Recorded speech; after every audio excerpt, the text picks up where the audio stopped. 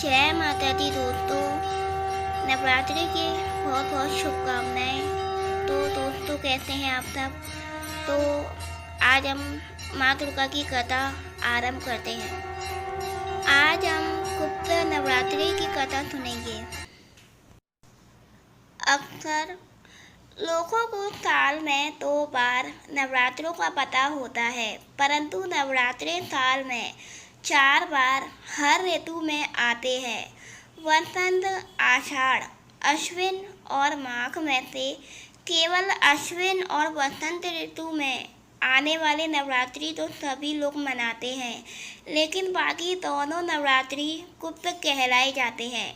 हालांकि गुप्त नवरात्रों में भी उसी तरह पूजा की जाती है जैसे कि बाकी दोनों नवरात्रों में, परंतु गुप्त नवरात्रों में तंत्र महाविद्याओं की साधना की जाती है। तंत्र साधना के लिए गुप्त नवरात्रों को विशेष माना गया है। इन नवरात्रों में साधक की इच्छा के अनुसार ही फल मिलता है।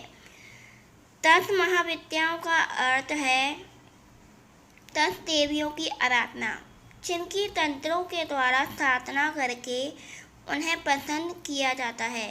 इसके पश्चात साधक को कई सिद्धियां प्राप्त होती हैं और मुँह मांगी इच्छा पूर्ण होती हैं। तंत्र देवियों के इस प्रकार नाम हैं: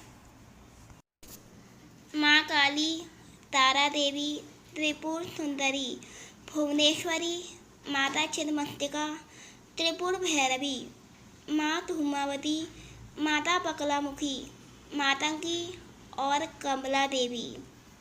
चलिए अब हम गुप्त नवरात्रि की कथा आरंभ करते हैं। गुप्त नवरात्रि से जुड़ी प्रामाणिक एवं प्राचीन कथा यह है। इस कथा के अनुसार एक समय ऋषि श्रृंगी भक्तजनों को दर्शन दे रहे थे।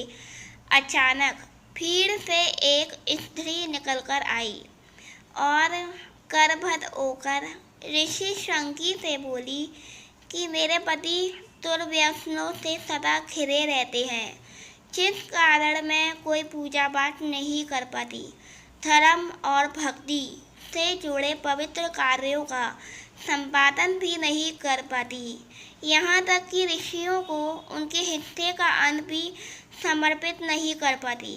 मेरा पति मांसाहारी है, जुआरी है, लेकिन मैं माँ दुर्गा की सेवा करना चाहती हूँ।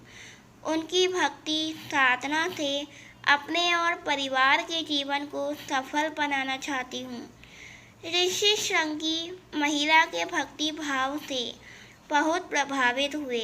ऋषि ने उस स्त्री को आदरपूर्वक उपाय बताते हुए कहा, वासंतिक और शारदीय नवरात्रों से तो आम जनमानस परिचित है, लेकिन इसके अतिरिक्त 2 नवरात्र और भी होते हैं जिन्हें गुप्त नवरात्रि कहा जाता है। उन्हें कहा कि प्रकट नवरात्रों में 9 देवियों की उपासना होती है और गुप्त नवरात्रों में तंत्र महाविद्याओं की साधना की जाती है।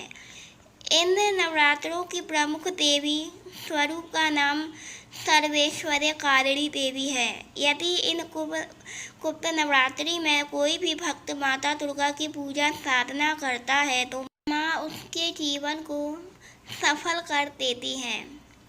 ऋषि श्रृंगी ने आगे कहा कि लोभी, कामी, व्यसनी, मांसाहारी अथवा पूजा पाठ न कर सकने वाला भी यदि गुप्त नवरात्रों में माता की पूजा करता है तो उसे जीवन में कुछ और करने की आवश्यकता नहीं होती। उस स्त्री ने ऋषि श्रृंगी के वचनों पर पूर्ण श्रद्धा करते हुए गुप्त नवरात्रि की पूजा की। माँ उस पर प्रसन्न हुई और उस स्त्री के जीवन में परिवर्तन आने लगा। उसके घर में सुख शांति आ गई।